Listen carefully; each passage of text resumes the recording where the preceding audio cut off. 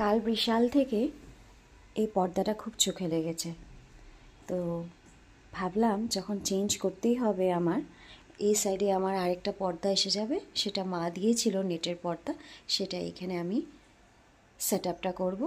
আর এখানে একটা পর্দা আমি নিয়েছি, এই পর্দাটা লুকসটা এরকম আসে। আর দেখুন মা শারদাও কীভাবে চেয়ে আছেন। আরও কিছু জিনিস নিয়েছি আমি, আপনাদেরকে দেখাচ্ছি।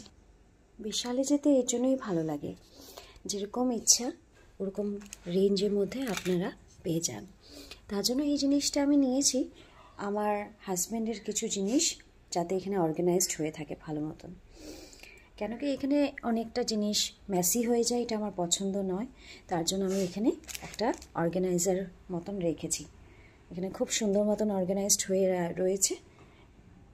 এটার এই যে স্ট্যান্ডটা দেখছেন আপনারা, এই স্ট্যান্ডটা অনেকটাই খুব ভালো, আর ক্লিপিংসের মতন থাকে এখানে, ফট একটা ক্লিপের মতন থাকবে, সেই ক্লিপটা একদম সেট হয়ে যায় এখানে।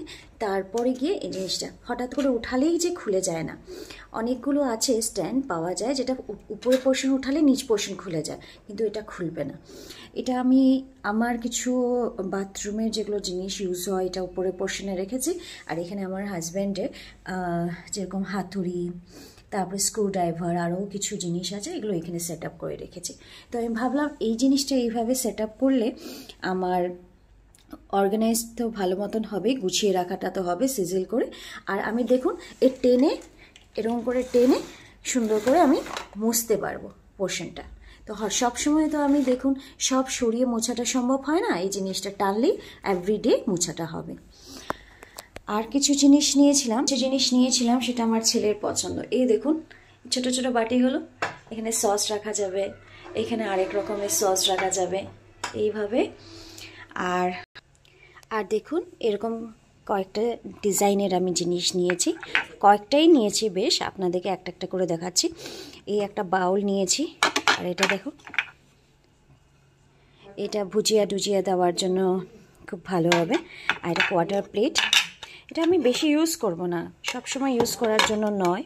আর এই হলো আমার ট্রে একটা দরকার ছিল, কিন্তু মা একটা ট্রে আমাকে কিনে দিয়েছিল। আমার ফট করে বলা আছে না, একটা কথাই বলা আছে যে অনেক কিছুই মানে ঐতিহ্যকে ধরে রাখতে হয়।